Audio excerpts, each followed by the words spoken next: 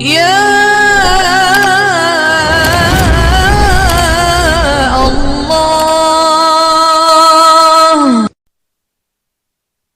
الحمد لله نحمده ونستعينه ونستغفره ونؤمن به ونتوكل عليه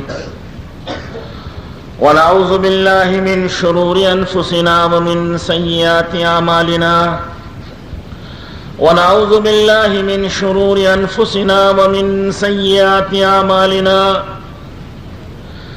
ونعوذ بالله من شرور أنفسنا ومن سيئات أعمالنا من يهد الله فلا مضل له ومن يضلله فلا هادي له ونشهد أن لا إله إلا الله وحده لا شريك له لا ضد له ولا ند له ولا مثل له ولا مثال له ونشهد أن سيدنا وسندنا ومولانا محمدا عبده ورسوله أرسله الله تعالى إلى كافة الناس بشيرا ونذيرا وداعيا إلى الله بإذنه وسراجا منيرا بلغ الرسالة وأدى الأمانة وجاهد في سبيل الله حق جهاده حتى أتاه اليقين صلى الله تعالى عليه وعلى آله الطيبين والطاهرين وعلى أصحابه أجمعين وعلى من سلك على نهجهم ودعا بدعوتهم إلى يوم الدين أما بعد فأعوذ بالله من الشيطان الرجيم بسم الله الرحمن الرحيم يا أيها الذين آمنوا اتقوا الله حق تقاته ولا تموتن إلا وأنتم مسلمون يا أيها الذين آمنوا اتقوا الله وقولوا قولا سديدا يصلح لكم أعمالكم ويغفر لكم ذنوبكم ومن يطع الله ورسوله فقد فاز فوزا عظيما قال الله سبحانه وتعالى ألا إن أولياء الله لا خوف عليهم ولا هم يحزنون الذين آمنوا وكانوا يتقون قال النبي صلى الله تعالى عليه وسلم اذكروا هازم اللذات وقال النبي صلى الله تعالى عليه وسلم كنت كنزا مخفيا فأحببت أن أعرف فخلقت الخلق وقال النبي صلى الله عليه وسلم أول ما خلق الله نوري قال النبي صلى الله عليه وسلم إنما بعثت معلما وقال عليه الصلاة والسلام إنما بعثت لمكارم الأخلاق أو كما قال رسول الله صلى الله تعالى عليه وعلى آله وأصحابه وبارك وسلم تسليما كثيرا كثيرا. بزرگان محترم اور نوجوانان عزیز اور محترم خواتین، اللہ جل شانہ و منوالہ کا فضل و کرم ہے کہ اللہ تعالیٰ نے ہم سب کو آج اس مبارک مجلس میں شریک ہونے کی توفیق عطا فرمائی. اس مبارک مجلس میں شریک ہونے کی توفیق نصیب فرمائی.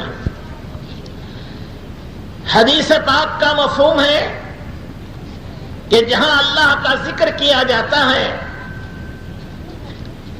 جہاں رسول اللہ صلی اللہ علیہ وسلم کا ذکر کیا جاتا ہے، فرشتے اس مجلس کو گھیر لیتے ہیں، رحمت کی بارش ان پر برستی ہے، سکینہ ان پر نازل ہوتا ہے، اللہ جل شانہ فرشتوں کی محفل میں ان کی تعریف کرتے ہیں۔ مبارک مجلس اگر ہمارا بیٹھنا اللہ کو اس میں پسند آ جائے تو یہ ہماری مغفرت کا ذریعہ ہے اور ہماری نجات کا ذریعہ ہے۔ بزرگان دین، اولیاء اللہ، یہ اللہ کے لاڈلے و پیارے ہوتے ہیں، ان کا ذکر، ان کی سیرت، ان کے مبارک اوصاف و اخلاق کو بیان کرنا اور سننا یہ ایک مستقل عبادت ہے اور اللہ کی رحمتوں و برکتوں کے حاصل کرنے کا ایک راستہ ہے۔ بزرگان دین اور اولیاء اللہ کے سندر و عرس کا مقصد یہی ہوتا ہے کہ سال میں ایک مرتبہ ان مبارک و مقدس بزرگوں کی سیرت پاک سنی جائے، ان کی مبارک زندگی کے حالات سنے جائیں اور اپنی زندگیاں اسی کے مطابق ڈھالی جائیں، آپ کے رنگ میں ہم رنگے جائیں، آپ کی عادتیں اور اخلاق کو سیکھیں، آپ بزرگوں کے نقش قدم پر چلیں اور ان کے راستے پر چلیں۔ دنیا میں جو ان کے راستے پر چلیں گے اور جو بزرگان دین اور اولیاء اللہ سے محبت کریں گے اور ان کے راستے پر چلیں گے، قیامت کے دن بھی اللہ جل شانہ ان بزرگوں کے ساتھ حشر کریں گے۔ قیامت کے دن انہی اولیاء اللہ کے ساتھ اٹھیں گے اور انشاءاللہ انہی بزرگوں کے ساتھ اور انہی اولیاء اللہ کے قدموں میں رہنے کو جنت میں بھی جگہ نصیب ہوگی۔ تو یہ سندل و عرس اسی لیے کیا جاتا ہے کہ سال میں ایک مرتبہ اپنے بڑوں کی، اپنے بزرگوں کی، اپنے پیر و مرشد کی اور اکابرین امت کی زندگیاں سنیں اور اس کے مطابق اپنی زندگیاں بنائیں۔ جو غلط راستوں پر ہماری زندگیاں پڑ گئی ہیں یا غلط عادتیں ہماری زندگی میں آ گئی ہیں، اس کو چھوڑ دیں اور توبہ اور استغفار کریں، اپنے بزرگوں کے راستے پر اور ان اولیاء اللہ کے سیرت پر اور ان کی زندگی پر عمل کریں۔ ایک حدیث قدسی ہے، اللہ جل شانہ ارشاد فرماتے ہیں کہ میں ایک چھپا ہوا خزانہ تھا، میرے ساتھ کوئی نہیں تھے۔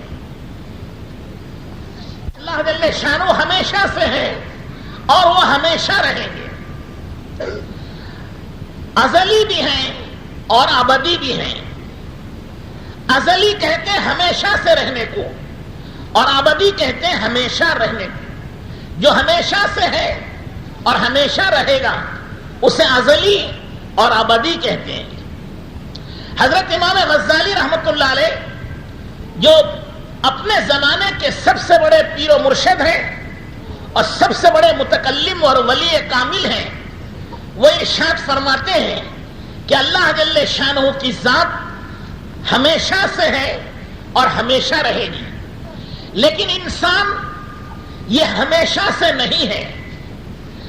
جب ایک مرتبہ پیدا ہو گیا اب یہ ہمیشہ رہے گا، ازلی نہیں ہے لیکن انسان ابدی ہے۔ اب ایک مرتبہ پیدا ہونے کے بعد یہ ختم نہیں ہوتا، ہمیشہ ہمیش باقی رہتا ہے۔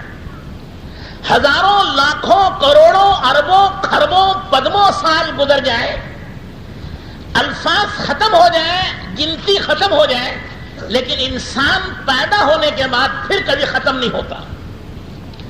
ہاں، جگہ بدل جاتی ہے، اس کے رہنے کی جگہ بدلتی رہتی ہے۔ ایک زمانہ تھا، یہ عالم ارواح میں تھا، جہاں سب کی روحیں جمع ہیں، وہاں سے اس کا انتقال ہوا تو یہ عالم فانی اور عالم دنیا میں آیا۔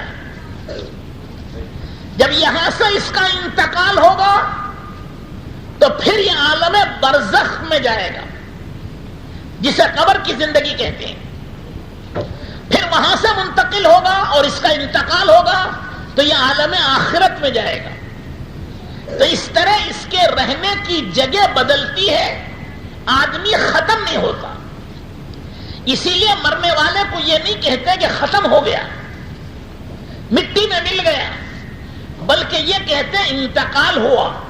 انتقال کا مطلب ایک جگہ سے دوسری جگہ چلا گیا. یا کہتے ہیں وفات ہو گئی. وفات کا مطلب یہ ہے کہ اس نے اپنی دنیا کی زندگی کے دن پورے کر لیے. یا کہتے ہیں وصال ہو گیا، اگلی زندگی سے اس کا اتصال اور اس کا ملاپ ہو گیا.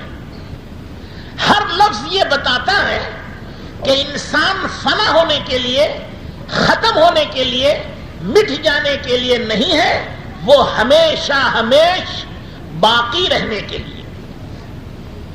البتہ رہنے کی جگہ بدلتی رہتی ہے. کبھی عالم ارواح میں ہوتا ہے، وہاں سے انتقال ہو جائے تو اس دنیا میں اور دار فانی میں آتا ہے. یہاں سے انتقال ہو جائے تو یہ عالم برزخ میں جاتا ہے جسے قبر کی زندگی کہتے ہیں. پھر وہاں سے اس کا انتقال ہو جائے تو وہ عالم آخرت میں جاتا ہے. تو اس کے رہنے کی جگہ بدلتی ہے، خود نہیں ختم ہوتا. تو بہرحال میں نے عرض کیا کہ اللہ جل شانہ ازلی ہیں اور ابدی ہیں، ہمیشہ سے ہیں، ہمیشہ رہیں گے. انسان ازلی نہیں ہے، ہمیشہ سے یہ نہیں ہے، لیکن ایک مرتبہ دنیا میں آ جانے کے بعد پھر یہ کبھی ختم نہیں ہوتا، ہمیشہ ہمیش کے لیے باقی رہتا ہے. تو اللہ جل شانہ ارشاد فرماتے کہ میں یہ چھپا ہوا خزانہ تھا، میرے ساتھ کوئی نہیں تھا. میں اکیلا اپنی طاقت، قوت تو خزانوں کے ساتھ تھا. میں نے چاہا کہ مجھے پہچانا جائے، میری عزت و عظمت کو پہچانے، میری طاقت و قوت کو پہچانے، میری کبریائی اور بڑائی کو پہچانے، جسے عربی میں معرفت کہتے ہیں، کہ میری معرفت حاصل کرے. تو میں نے مخلوق پیدا کی. کون معرفت حاصل کریں گے؟ کون اللہ کو پہچانیں گے؟ وہ اللہ کی مخلوق پہچانیں گے. سب سے پہلے اس مخلوق میں اللہ جل شانہ نے حضرت سیدنا و مولانا محمد الرسول اللہ صلی اللہ علیہ وسلم کو پیدا فرمایا. دنیا سے پہلے، جنت سے پہلے، لوح محفوظ سے پہلے، عرش کرسی سے پہلے، قلم سے پہلے، ہر چیز سے پہلے آقا رحمت، سرور کونین، تاجدار مدینہ، احمد مجتبی محمد مصطفیٰ حضرت رسول اللہ صلی اللہ علیہ وسلم کو اللہ نے پیدا فرمایا. اور وہ پیدائش و ولادت ایک نور کی شکل میں تھی. وہ نور مجسم، اول تاخیر نور تھا. تو وہ نور رسول اللہ صلی اللہ علیہ وسلم کی ذات اقدس اللہ کے ساتھ رہی، ہزاروں سال تک اللہ کے ساتھ. اللہ جل شانہ تھے اور اس کا حبیب تھا، اس کے علاوہ اور کوئی مخلوق نہیں تھی. پھر اللہ جل شانہ نے اور مخلوق کو پیدا کرنے کا ارادہ کیا تو حضور اکرم صلی اللہ علیہ وسلم کے نور مجسم، اس نور کے فیض، اس نور کے فیض سے سب سے پہلے قلم پیدا کیا، پھر لوح محفوظ کو پیدا کیا، پھر عرش اعظم کو پیدا کیا، اور پھر ساری مخلوق پیدا کی. اب اس تفصیل میں جائیں گے تو رات گزر جائے گی، تفصیل نہیں ختم ہوگی. یہ اللہ تعالیٰ کی پیدائش و خلقت کی تفصیل ہے جو اللہ نے کس طرح مخلوق پیدا کی. حضرت آدم علیہ السلام کو پیدا کیا وادی نعمان میں. بعض کہتے ہیں کہ وادی عرفات میں آدم علیہ السلام کو کھڑا کیا اور ان کی پیٹھ سے اور ان کی پشت سے قیامت تک کے آنے والے تمام انسانوں کو نکالا.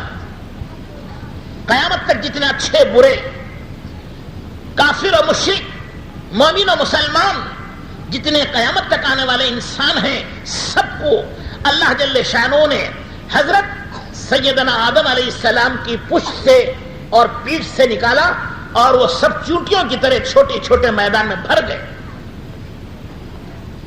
ان میں سے کچھ چہرے چاند کی طرح روشن تھے, کچھ ستاروں کی طرح روشن تھے, کچھ کے چہروں پہ لائٹ و چراغ کی طرح روشنی تھی اور کچھ کے چہرے بجھے ہوئے تھے. کچھ کے چہرے آمنے سامنے تھے, کچھ کندھے سے کندھے ملائے کھڑے تھے, کچھ پیٹھ سے پیٹھ ملائے کھڑے تھے اور کچھ چہرے سے چہرہ آمنے سامنے کھڑے کھڑے تھے. اللہ جل شانہ نے اس ساری انسانیت سے آدم علیہ السلام کی اس پوری اولاد سے پوچھا, الست بربکم, ارے انسانوں, ارے آدم کی اولاد, ذرا یہ تو بتاؤ کیا میں تمہارا پالنے والا نہیں ہوں, تمہاری پرورش کرنے والا, تمہارا رب, تمہارا پالنے والا میں نہیں ہوں؟ اب یہ سوال علم کسی نے حاصل نہیں کیا, معلوم کسی کو ہے نہیں, کون جواب دے گا؟ ایک دوسرے کی طرف دیکھنے لگے کہ اس کا کیا جواب ہوگا, اور ہم نے تو کچھ پڑھا نہیں ہے. کچھ دیر میں انہی چھوٹی چھوٹی شکلوں میں سے ایک شکل 14ویں رات کے چاند سے زیادہ خوبصورت اور روشن تھی. اس کی زبان پاک سے نکلا, انت ربنا یا رب, بلا انت ربنا, بے شک آپ ہی ہمارے پالنہار ہیں.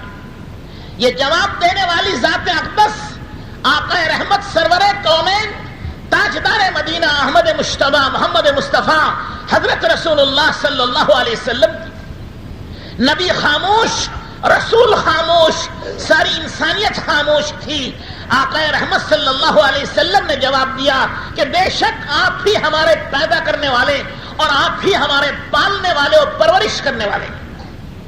جب آپ کی زبان مبارک سے یہ نکلا تو تمام نبیوں نے کہا بلا انت ربنا یا رب. تمام نبیوں نے آپ سے سن کر, آپ سے سیکھ کر سب نے کہا کہ بے شک آپ ہمارا رب ہیں. پھر تمام مومنین نے بھی کہا.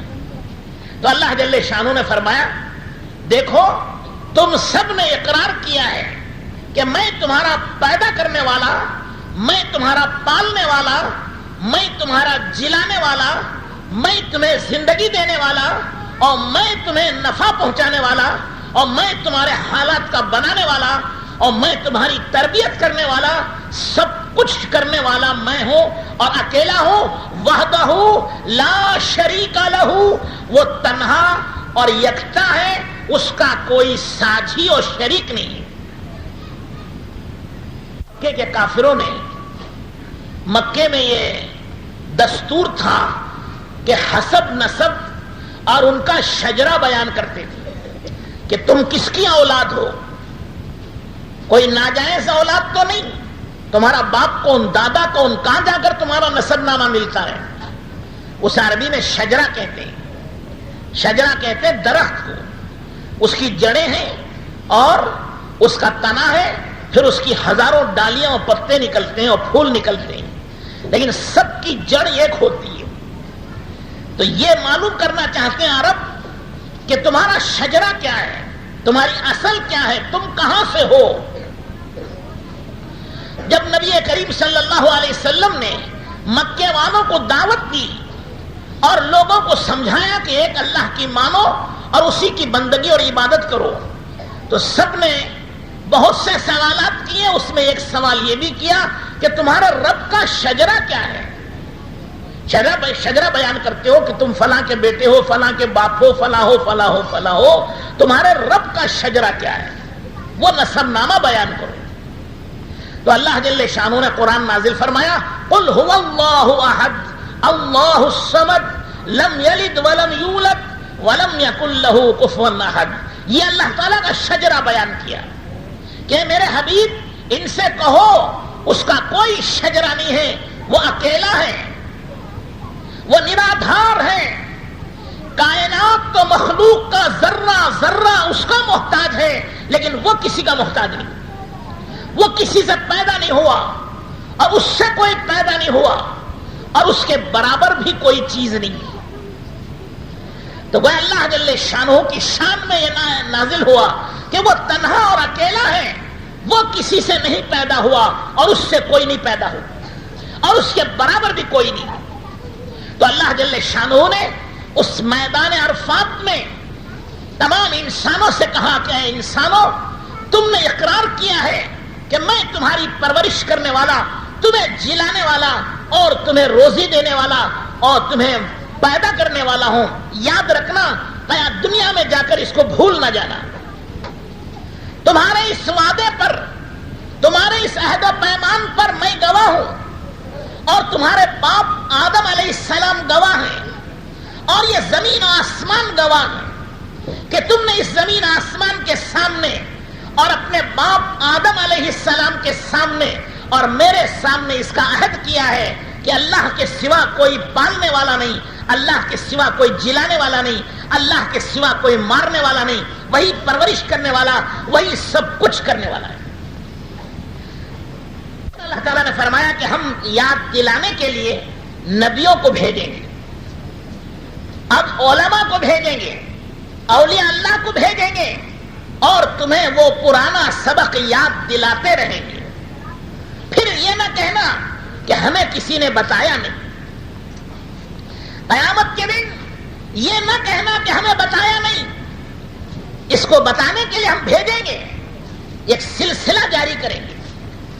تو بزرگوں اور دوستوں اور بھائیوں, اسی کو بتانے کے لیے 1.25 لاکھ نبی آئے یا 1,80,000 یا اس سے زیادہ نبی اور پیغمبر اور رسول دنیا میں, اور سب کی ایک آواز تھی کہ انسانوں, تمہارا پیدا کرنے والا, تمہارا پالنے والا, تمہارا جلانے والا, تمہیں زندگی دینے والا ایک اکیلا رب ہے, وہی اللہ جل شانہ کی ذات اقدس. اس کی عبادت کرو, اس کی بندگی کرو, اس کے سامنے جھکو, اس کی فرمانبرداری کرو. یہ تمام نبیوں کی متفقہ رائے اور سب کی ایک ہی دعوت ہے اور سب کا ایک ہی فیصلہ ہے. سب نے یہی دعوت دی, سب نے یہی لوگوں کو بلایا کہ اللہ کی مان لو, اللہ تمہیں دنیا اور آخرت میں عزت دے گی. آخر میں 1.25 لاکھ نبیوں نے یا 2 لاکھ نبیوں نے یا کم و بیش جتنے نبی اور رسول آئے تھے, سب کی مجموعی تعلیم اور سب کی مجموعی دعوت اور سب کے بیانات لے کر اور سب کی تعلیم اور سب کا علم لے کر حضرت محمد رسول اللہ صلی اللہ علیہ وسلم تشریف لائے. جتنے نبیوں نے پہلے تعلیم دی تھی, جتنی آسمانی کتابیں پہلے آئی تھی, جتنے بزرگوں نے پہلے جو کچھ بھی سکھایا اور لایا تھا, وہ سب اکیلے حضرت سیدنا و مولانا محمد الرسول اللہ صلی اللہ علیہ وسلم لے کر آئے. لیکن اللہ جل شانہ کا ایک فیصلہ یہ بھی ہے, ایک وہ جیسے میں نے پہلے عرض کیا کہ انسان پیدا ہونے کے بعد کبھی ختم نہیں ہوتا بلکہ جگہ بدل دیتا ہے. ایک دوسرا ضابطہ اور قانون اللہ تعالیٰ کا یہ ہے, کل نفس ذائقۃ الموت, ہر جاندار کو موت کا مزہ چکھنا ہے, ہر ایک کو موت سے واسطہ پڑے گا, موت سے دوچار ہونا پڑے گا, موت کے بغیر کسی کا چھٹکارا نہیں ہے. اسی لیے حضرت رسول اللہ صلی اللہ علیہ وسلم نے فرمایا, اذکروا حازم اللذات, لذتوں کو ڈھانے والی اور خواہشات کا گلا گھونٹنے والی, ارمانوں کے گلے پر چھری پھیرنے والی چیز کو یاد کرو. وہ کیا ہے؟ وہ موت ہے. انسانوں کا گلا گھونٹنے کے لیے, اس کی ارمانوں کا گلا گھونٹنے کے لیے, اس کی خواہشات پر پانی پھیرنے کے لیے, اس کی تمام تمناؤں کو مٹی میں ملانے کے لیے اللہ نے موت کو پیدا کیا. یہ موت انسان کی تمناؤں کا اور اس کی ارمانوں کا گلا گھونٹ دیتی. تو اللہ جل شانہ نے موت ہر ایک پر مسلط کی ہے, یہاں تک کہ ایک وقت آئے گا انسان تو مریں گے ہی, فرشتے بھی مریں گے.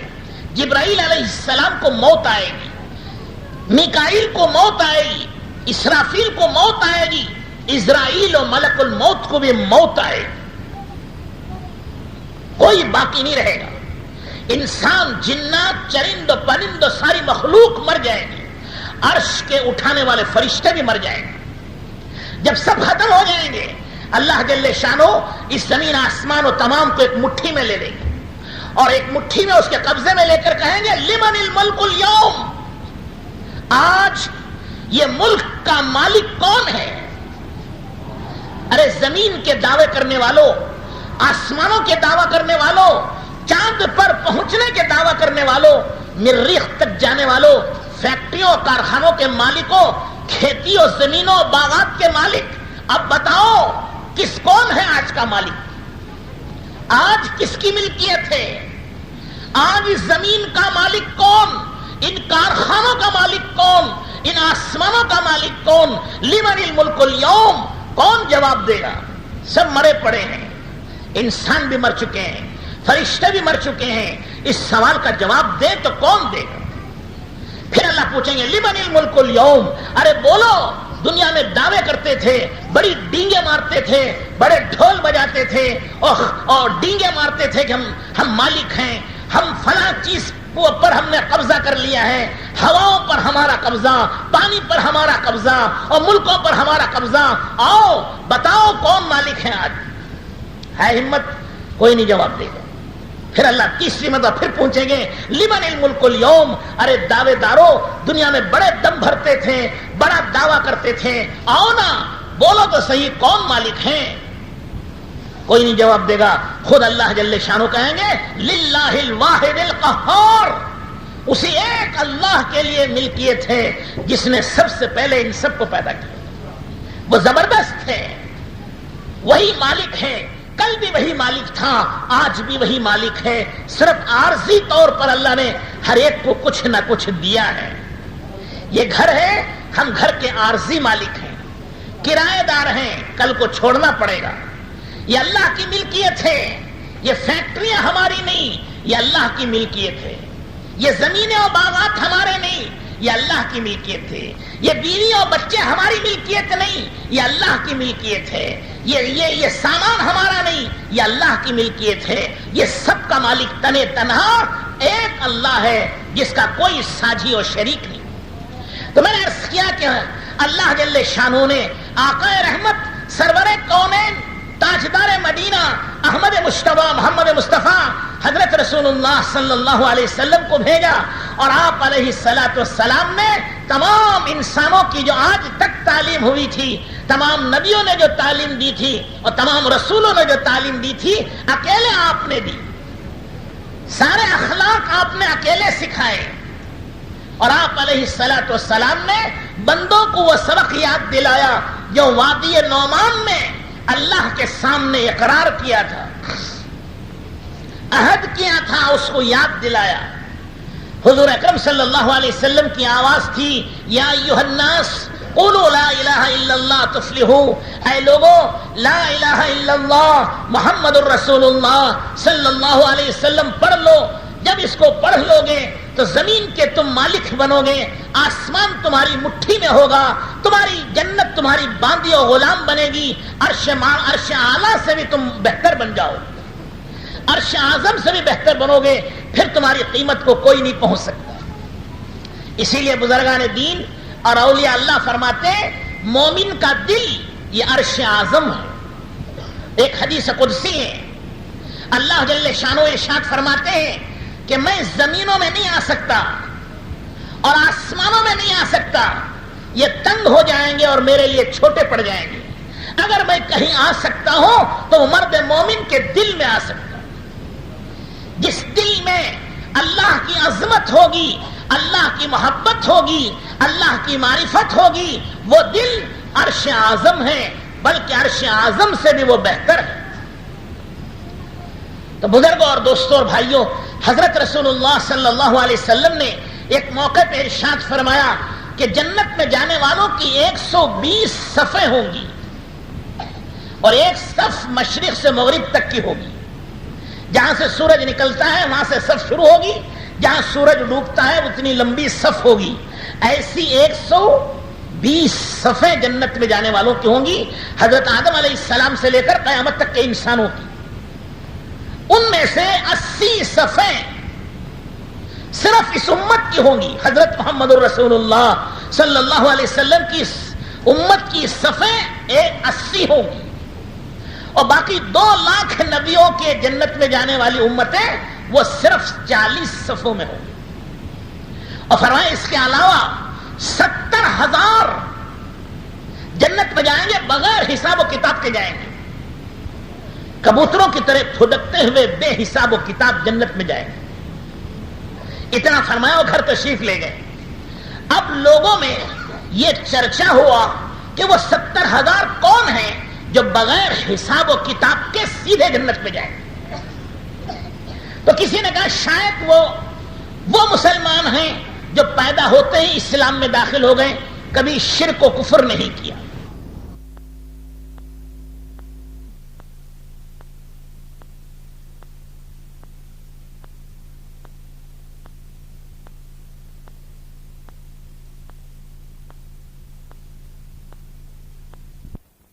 لوگوں میں یہ چرچا ہوا کہ وہ 70,000 کون ہیں جو بغیر حساب و کتاب کے سیدھے جنت میں جائیں. تو کسی نے کہا شاید وہ مسلمان ہیں جو پیدا ہوتے ہی اسلام میں داخل ہو گئے, کبھی شرک و کفر نہیں کیا. کسی نے کہا صحابہ ہوں گے, کسی نے کہا علماء ہوں گے. حضور صلی اللہ علیہ وسلم تشریف لائے, پوچھا کیا بات ہے؟ کہا یا رسول اللہ آپ نے تو یہ ارشاد فرمایا کہ 70,000 بغیر حساب و کتاب کے جنت میں جائیں گے, لیکن وہ کون ہوں گے یہ نہیں بتایا. پوچھا کہ یا رسول اللہ یہ تو فرمائیے کہ وہ کون ہیں 70,000 جو بغیر حساب و کتاب کے جنت میں جائیں. فرمایا یہ وہ لوگ ہیں جو فال نہیں کھلاتے. فال ہاتھ دکھا کے تقدیر پوچھنا. پرندے اڑتے ہیں, پرندوں سے اچھا یا برا خیال و فال نہیں لیتے. ہوتا ہے نا کہ بلی آڑی چلی گئی, کہتے بھائی کام نہیں ہوگا. کبوتر اڑا سیدھی طرف تو عرب کہتے تھے کام بن جائے گا, اور بائیں طرف اڑ گیا تو کہتے کام نہیں بنے گا. یہ رواج ہندوستان میں بھی ہے نا. ایک الو کسے کہتے ہیں؟ گھگو. گھر میں آ کر بیٹھ گا تو 40 دن لوگ گھر چھوڑ کے چلے جاتے ہیں, کہتے ہیں اب ہماری قسمت اچھی نہیں ہوگی. تو گویا ہماری قسمت و تقدیر گھگو کے ہاتھ میں ہو گئی. تو وہ آدمی بھی گھگو جیسا ہی ہوا کہ انسان تو یہاں کہہ رہے فرشتوں سے افضل ہے, اور یہ اپنی تقدیر ایک پرندے میں سمجھ رہا ہے, ایک بلی میں سمجھ رہا ہے, ایک کتے میں سمجھ رہا ہے. گلیری آڑی آ گئی, کہتے کام بن جائے گا. سبحان اللہ. گلیری کام بنائے گی, کبوتر کام بنائے گا, بلی کام بنائے گی, اور یہ فال دیکھنے والے جو در در کے خود ٹھوکرے کھا رہے ہیں, ایک ایک لقمے کو ترس رہے ہیں, یہ ہمارا مقدر اچھا کر دیں گے. ارے ہمارا مقدر اچھا کرتے تو اپنا خود ہی مقدر اچھا کیوں نہیں کر لیتے تھے؟ یہ خود ہی ایک جگہ بیٹھ کر ساری دنیا کی نعمتیں منگاتے اور مزے کرتے. یہ در در کی ٹھوکریں کیوں کھا رہے ہیں؟ یہ راستے میں کیوں بیٹھے دھوپ میں؟ اگر ان کے ہاتھ میں کچھ ہوتا تو اپنا مقدر اچھا نہ کر لیتے. یہ سب شرکیات ہیں, یہ سب بے ایمانی کی باتیں ہیں, یہ سب شرک کی باتیں ہیں. جو اس میں مبتلا ہوگا وہ جنت میں بہت دیر سے جائے. جنت میں وہ جائیں گے بغیر حساب و کتاب کے سب سے پہلے جو یہ فال نہیں لیتے, اپنی تقدیر کسی سے پوچھتے نہیں ہیں. تقدیر کا لکھنے والا خدا ہے. رفعت الاقلام وجفت الصحف او کما قال رسول اللہ صلی اللہ علیہ وسلم. ہر ایک کی تقدیر لکھی جا چکی ہے اور لکھا ہوا قلم سوکھ چکا ہے. اب کوئی کسی کی تقدیر کو بدل نہیں سکتا. ساری دنیا سر پٹک لے مر جائے گی, لیکن کسی کی تقدیر نہیں بدل سکتی. تقدیر کا مالک اللہ ہے, اس کے علاوہ مخلوق کسی کی تقدیر کو بدل نہیں سکتی. تو رسول اللہ صلی اللہ علیہ وسلم نے فرمایا 70,000 جنت میں بغیر حساب و کتاب کے وہ لوگ جائیں گے جو یہ تقدیر پوچھتے نہیں پھرتے، فال نہیں کھلواتے، پرندے نہیں اڑاتے، جانوروں سے اپنے لیے اچھی یا بری فال نہیں لیتے. یہ وہ لوگ ہیں جو جنت میں بغیر حساب و کتاب کے جائیں. تو میرے دوستوں، بزرگوں اور بھائیوں، یہ وہی الستو بربکم کا پہلا سبق ہے جو اللہ جل شانہ نے پڑھایا تھا. رسول اللہ صلی اللہ علیہ وسلم نے اسی کو تازہ کیا، زندگی بھر اسی کی دعوت دی اور اسی کو سکھایا.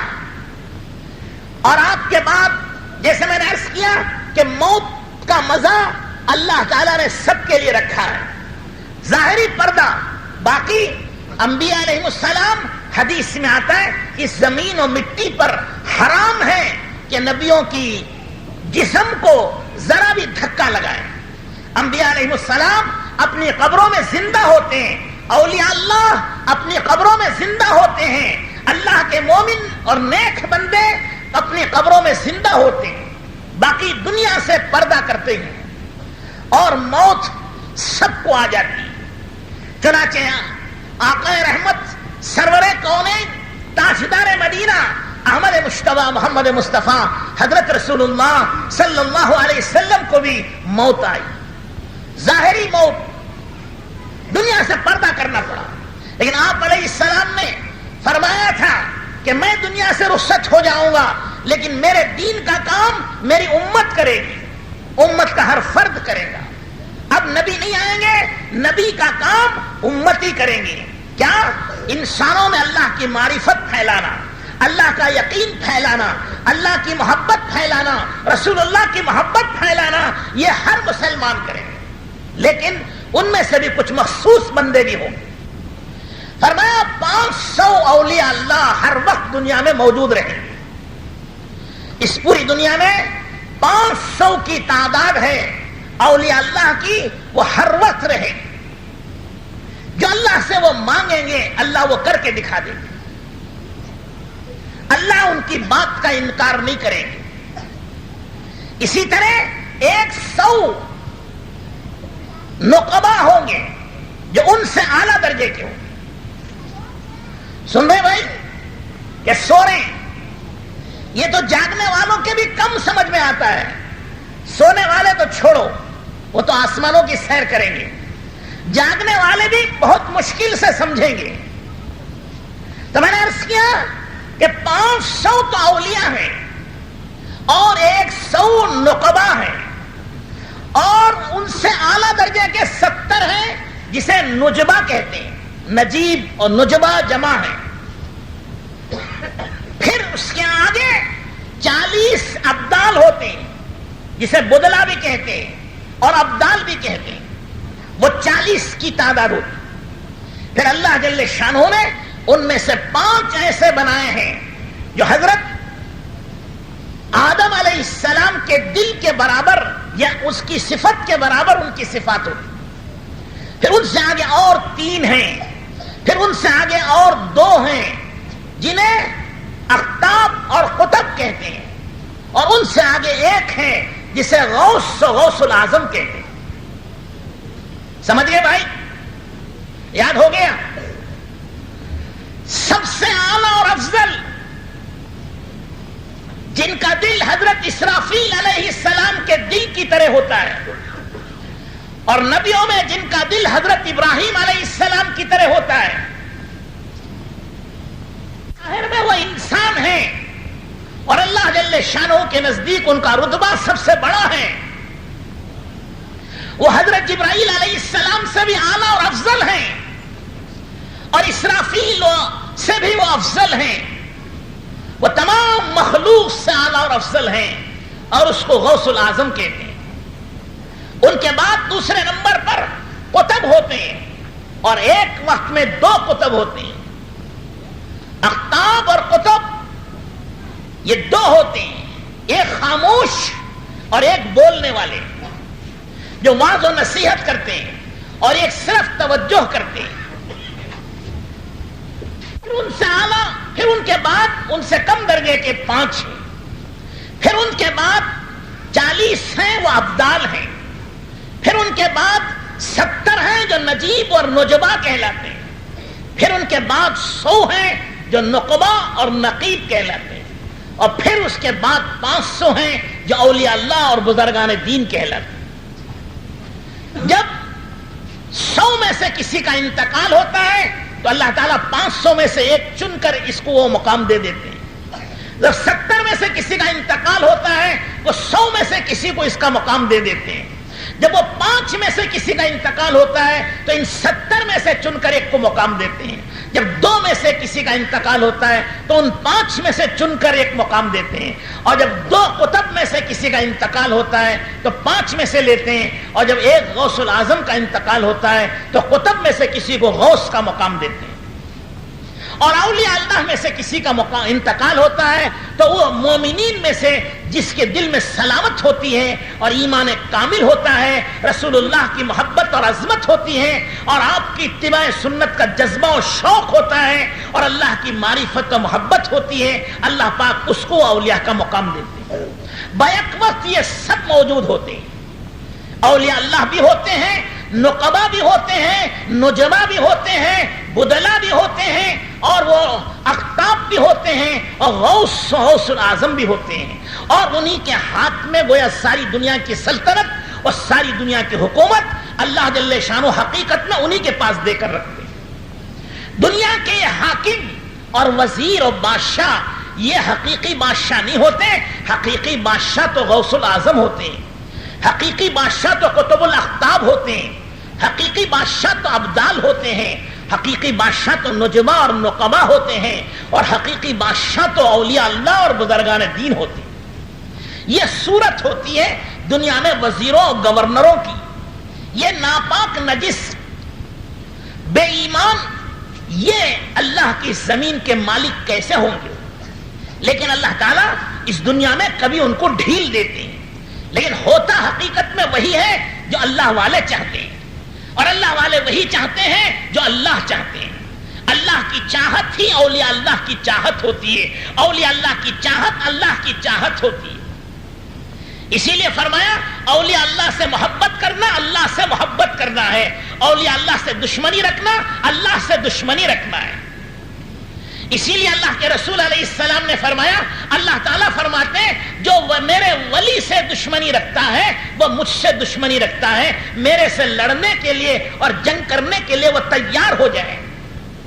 اور ظاہر بات ہے جو اللہ سے جنگ کرے گا اور لڑے گا وہ کہاں کامیاب ہوگا؟ ساری دنیا بھی اللہ کے مقابلے میں آ جائے تو 1 سیکنڈ میں ہلاک و برباد تو غارت ہو جائے گی۔ تو ایک آدمی اللہ کا کیا مقابلہ کرے گا؟ جو اولیاء اللہ سے نفرت کرے یا نہ مانے وہ اللہ سے نفرت کرنے والا ہے۔ اللہ سے نفرت کر کے کہاں جائے گا؟ اولیاء اللہ سے دشمنی رکھنا اللہ سے دشمنی رکھنا ہے، اولیاء اللہ سے بغض و عداوت رکھنا اللہ سے بغض و عداوت رکھنا ہے، اور یہ سب بے ایمانوں کی علامت ہے۔ وہ بے ایمان ہے جو اللہ کے اولیاء اللہ سے نفرت کرتا ہے، وہ بے ایمان ہے جس کے دل میں اولیاء اللہ کا بغض و عداوت ہے یا دشمنی ہے۔ ایمان کی نشانی ہے اولیاء اللہ سے محبت کرنا، رسول اللہ سے محبت کی نشانی ہے اولیاء اللہ سے محبت کرنا، اللہ سے محبت کی نشانی ہے اولیاء اللہ سے محبت کرنا۔ اولیاء اللہ کی محبت ایمان ہے، اسی سے ایمان مکمل ہوتا ہے۔ اسی لیے رسول اللہ صلی اللہ علیہ وسلم نے فرمایا جو مجھ سے محبت کرے گا وہ میری آل اولاد سے بھی محبت کرے گا، جس کے دل میں میری آل کی محبت نہیں اس کے دل میں میری بھی محبت نہیں۔ بہرحال بزرگوں اور دوستوں اور بھائیوں، اللہ تعالیٰ نے اس نظام کو چلانے کے لیے، اس کائنات کو قائم رکھنے کے لیے بزرگان دین کے سلسلے کو جاری کیا ہے۔ یہ بزرگان دین کے مراتب ہیں، یہ ان کے مقامات ہیں، اور یہ مقامات صرف الفاظ میں ہم بڑی مشکل سے سمجھیں گے، حقیقت کیا ہے یہ ہم نہیں سمجھ سکتے ہیں، کیونکہ یہ کلاس ابھی ہم نے پڑھی نہیں ہے، اور حقیقت الگ ہے اور شریعت الگ ہے، دونوں ایک ہیں، بس فرق یوں سمجھیے ایک الف با تا کی تختی ہے الف بے پہ پڑھنے کی، جسے حروف تہجی کہتے ہیں، اور ایک ہے قرآن شریف پڑھنا۔ الف بے تے قاعدہ بغدادی اور نورانی قاعدہ پڑھنے والا چھوٹی عمر کا ہی ہوتا ہے، اور قرآن پڑھنے والا بڑی عمر کا ہوتا ہے۔ اگر کوئی یہ کہے کہ مجھے الف بے تے پڑھنے کی ضرورت نہیں ہے، میں تو قرآن پڑھنے والا ہوں، میں قرآن پڑھوں گا، کیوں بھائی؟ کوئی بغیر الف بے تے پڑھے ہوئے قرآن پڑھ سکتا ہے؟ سارا قرآن الف بے تے سے ہی بنا ہوا ہے، سمجھ رہے ہیں آپ؟ کیا وہ سمجھ آنے نہیں آ رہی ہے؟ ہاں، سارا قرآن یہ الف بے تے کی تختی ہی سے بنا ہوا ہے، اور جو الف بے تے نہ پڑھے وہ قرآن نہیں پڑھ سکتا ہے۔ تو یہ سمجھیے الف بے تے سے یہ شریعت ہے، اور قرآن کی تلاوت یہ طریقت و معرفت ہے۔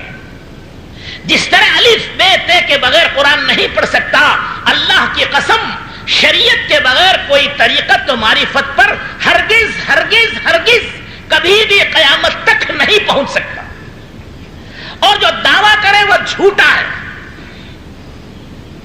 تو ایسا ہی ہے جیسے الف بے تے پڑھے بغیر قرآن پڑھنا چاہتا ہے۔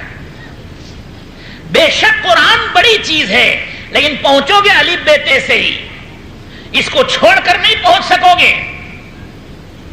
ایک ہے چھت پر چلے جانا، گھر کی مسجد کی چھت پر چلے گئے یا ٹاکی کے پہاڑ پہ چلے گئے، چلیے، لیکن چلو گے کیسا؟ جمپ مارو گے تو تالاب میں گر کے مر جاؤ گے۔ ایک ایک سیڑھی سے چڑھیں گے، سیڑھیوں سے چلیں گے تو پھر چھت پر بھی جائیں گے۔ اگر کوئی کہے مجھے سیڑھی کی ضرورت نہیں، میں خود چھت پر چھلانگ ماروں گا، تو وہ گر جائے گا، اس کا سر پھٹ جائے گا اور وہ مر جائے گا۔ وہ نہیں مار سکتا، چھلانگ نہیں مار سکتا، وہ چلے گا اسی راستے سے، لیکن اللہ تعالیٰ اس کو اس مقام تک پہنچا دے گی۔ اس مقام تک اللہ جل شانہ اپنی قدرت سے پہنچائے گا۔ حضرت خواجہ حاجی شریف زندانی رحمت اللہ علیہ، یہ ایک بزرگ ہے جو حضرت خواجہ معین الدین چشتی رحمت اللہ علیہ کے دادا پیر ہیں۔ یہ مسلسل انہوں نے قرآن حفظ کیا، حدیثیں پڑھی، اور پھر مجاہدے کیے۔ 7 دن کے روزے رکھتے تھے، صرف افطاری میں پانی پی لیا، دوسرے دن پھر روزہ، دوسرے دن افطاری میں پانی پیا، تیسرے دن پھر روزہ، مسلسل روزے رکھتے تھے۔ اللہ جل شانہ نے قرآن پاک کی تلاوت کی برکت سے 70 سال عشاء کے وضو سے فجر کی نماز پڑھی، اور اللہ جل شانہ نے یہ مقام عطا فرمایا تھا کہ ایک موقع پر ایک آدمی نے انہیں پیسے اور روپیہ ہدیے میں دیے کہ یہ ہدیہ ہے، قبول کریں۔ تو حضرت نے فرمایا میں یہ روپیہ پیسہ لے کے کیا کروں، یہ سارا جنگل میرے لیے مال ہی مال ہے۔ جب ہاتھ کا اشارہ ادھر کیا تو سونے چاندی کے خزانے نظر آئے ادھر۔ وہ جو جنگل کے درخت تھے اور جنگل کا کوڑا کباڑا تھا وہ سونا بن گیا، صرف اتنا کہنے پر کہ اللہ نے میرے لیے سارا جنگل سونے کا بنا رکھا ہے۔ ہاتھ کا اشارہ ہوا اور وہ جنگل اور وہ کوڑا کباڑا سونے کا بن گیا۔ لیکن یہ کب بنا تھا؟ جب 70 سال محنت کی تھی اور اس مقام پر پہنچے تھے۔ انہیں آپ نے اپنی خلافت دی حضرت خواجہ عثمان ہارونی رحمت اللہ علیہ، اور حضرت خواجہ عثمان ہارونی نے خلافت دی حضرت خواجہ معین الدین چشتی رحمت اللہ علیہ۔ اور حضرت خواجہ عثمان ہارونی رحمت اللہ علیہ کا یہ حال تھا کہ اگر کسی جاہل کو بھی ہاتھ پکڑ کر اسے معرفت سکھانا چاہتے تو ایک دن رات میں اس کی منزلیں طے کرا دیتے، لیکن پھر دھیرے دھیرے دھیرے دھیرے اس کے دل و دماغ میں وہ چیز بٹھاتے تھے۔ حضرت خواجہ معین الدین چشتی رحمت اللہ علیہ کو ایک دن رات میں حضرت خواجہ عثمان ہارونی رحمت اللہ علیہ نے آسمان و زمین کی سیر کرا دی۔ ساتوں زمینیں دیکھی اور ساتوں آسمان دیکھے. کیا دیکھے بھائی؟ اب یہاں تو بسکٹ دیکھ رہے ہیں سب. کاٹنے والے آواز نہ کرے بھائی, وہ کھانے والے بھی آواز نہ کرے. آواز آئے گی تو ایک ہی سن سکیں گے.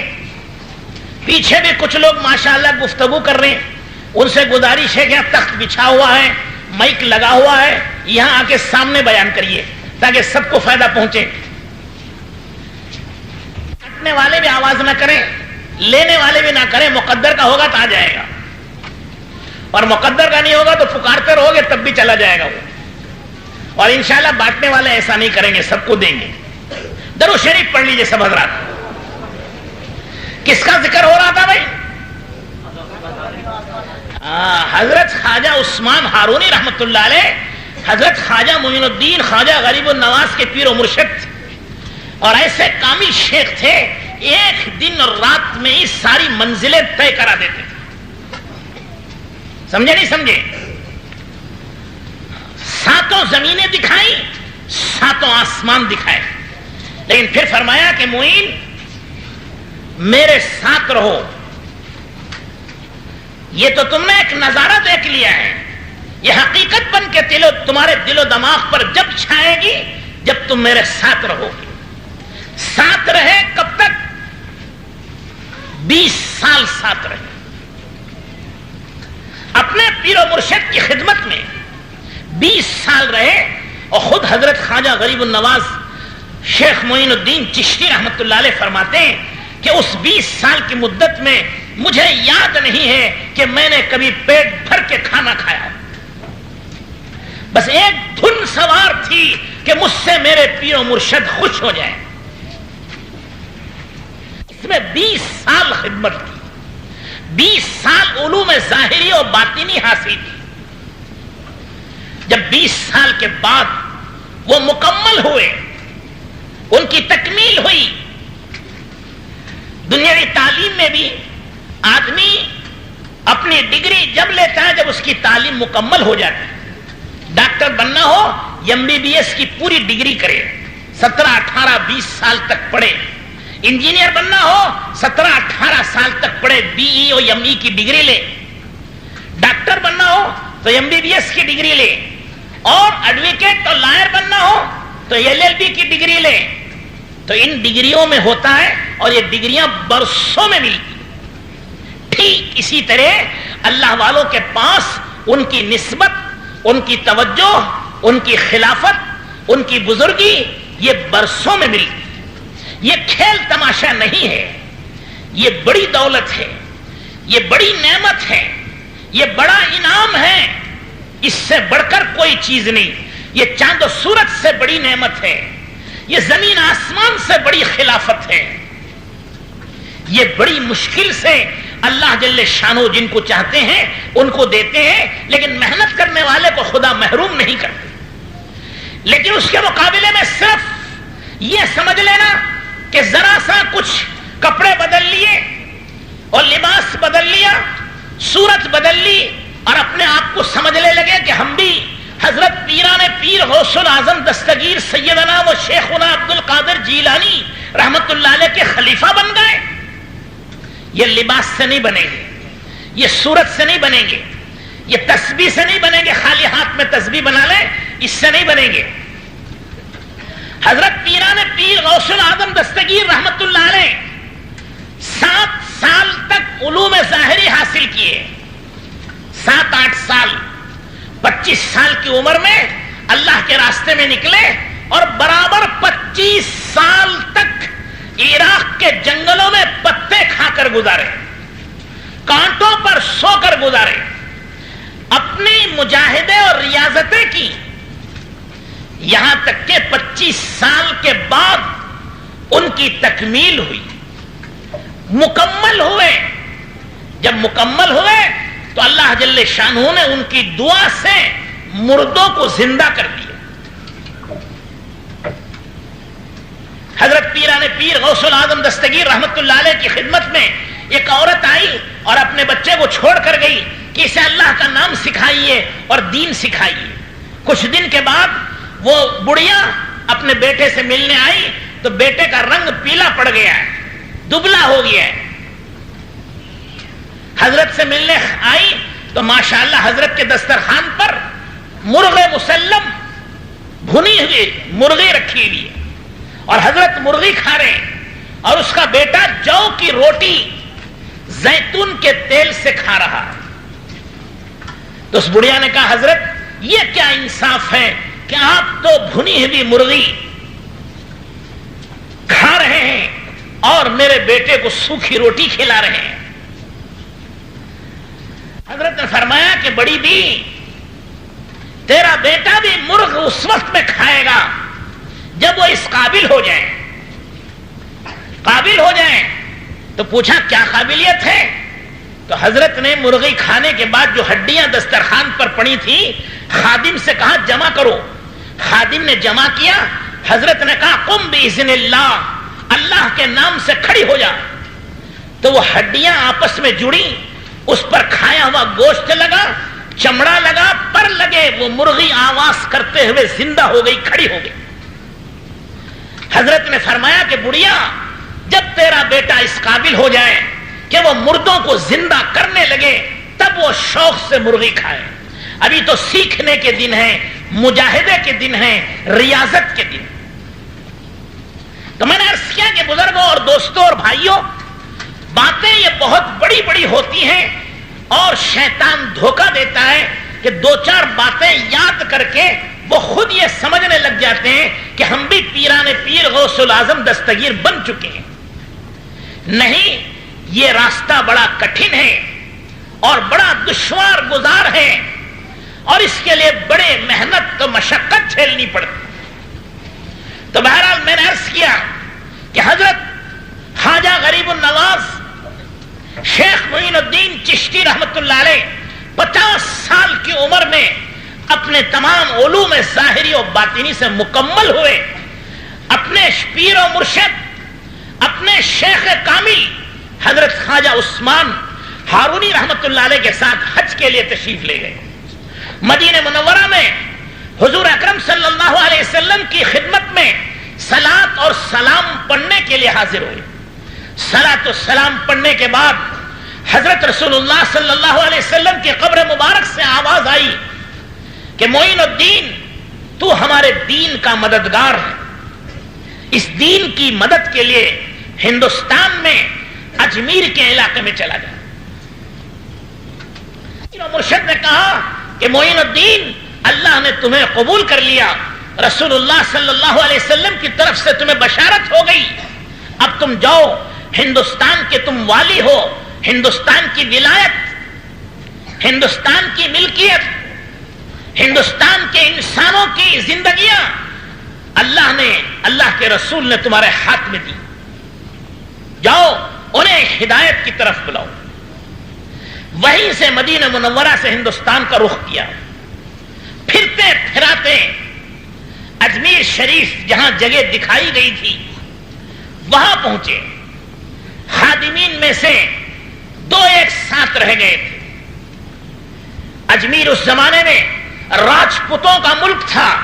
پرتھوی راج جو تمام راجپوتوں کے اندر سب سے زیادہ بہادر اور سب سے زیادہ جنگ لڑنے والا اور سب سے زیادہ فتح کرنے والا تھا، وہ اجمیر کا مالک تھا. دلی سے بڑی حکومت اجمیر کی تھی اس زمانے میں. حضرت نے وہاں جا کر قیام کیا. تفصیلات تو آپ حضرات سنتے رہتے ہیں. جب حضرت گئے اور وہاں جا کر ٹھہر گئے، شام کو بادشاہ کے نوکروں نے آ کر کہا کہ یہ تو اونٹوں کے بیٹھنے کی جگہ ہے بادشاہ کی، تم یہاں کہاں گئے، اٹھو یہاں سے چلے جاؤ. تو حضرت نے کہا بڑا جنگل پڑا ہوا ہے، کہیں بھی بٹھا لو، انسان تو جانور سے بہتر ہے، تم ہمیں اٹھا کے جانور کیسے بٹھاؤ گے؟ لوگوں نے مانا نہیں، اٹھا دیا. حضرت چلتے ہوئے یہ فرما دیا اچھا بھائی تمہارے اونٹ بیٹھے ہی رہیں. اب جو اونٹ کو بٹھا دیا، صبح اٹھایا تو کوئی اونٹ اٹھنے تیار نہیں. مارا، کوشش کی، سب کچھ کر لیا لیکن ایک بھی اونٹ اٹھتا نہیں. پریشان، یہاں تک کہ وہ بادشاہ تک اور پرتھوی راج تک پہنچ گئی بات. اس نے کہا جاؤ پہلے اس فقیر سے معافی مانگو، اس کو اٹھا دو. فقیر سے معافی مانگی حضرت سے تو اونٹ اٹھے. پھر وہاں رہ کر صرف رہنا نہیں تھا، حضور اکرم صلی اللہ علیہ وسلم نے فرمایا تھا کہ معین الدین تم میرے دین کے مددگار ہو، جاؤ دین پھیلاؤ. آپ نے دین پھیلانا شروع کیا، دعوت و تبلیغ کا کام شروع کیا. دعوت و تبلیغ کا کام یہ تمام نبیوں کا کام ہے، تمام اولیاء اللہ کا کام ہے، اسی کے لیے آئے تھے. حضرت خواجہ معین الدین چشتی رحمت اللہ علیہ سیستان سے اور خراسان سے اور مدینہ منورہ سے ہندوستان آئے تھے تو یہاں کوئی سلک فیکٹری کھولنے کے لیے نہیں آئے، یا کوئی چمڑے کا کارخانہ لگانے کے لیے نہیں آئے، یا کافی کے باغات لگانے نہیں آئے. یہاں دعوت اور تبلیغ کے لیے آئے، یہاں انسانوں کو ہدایت دلانے کے لیے آئے، انسانوں کو جہنم سے بچانے کے لیے آئے اور جنت کا راستہ دکھانے